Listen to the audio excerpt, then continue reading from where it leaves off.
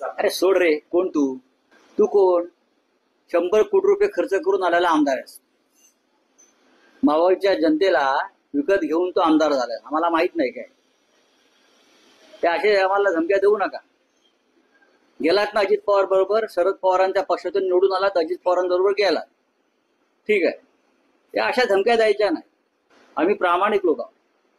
आम्ही चोर लफंगे नाही आहोत. आमचा प्रश्न इतकाच आहे, तुमच्या मतदारसंघामध्ये अजितदादा पालकमंत्री असलेल्या जिल्ह्यामध्ये इंद्रायणी नदीवरचा एक पूल कोसळला, लोक वाहून गेले. तुम्ही एक पूल बांधू शकत ना आमदार?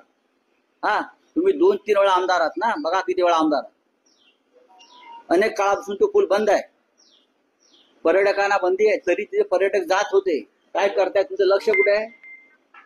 लोकप्रतिनिधी म्हणून तुमचं लक्ष पाहिजे. पालकमंत्री फक्त टॉवर्स उभे करतायत पुण्यामध्ये तुमचे मोठे मोठे, आणि बिल्डरांना मदत करतायत. गरिबांसाठी पूल बांधलेत का?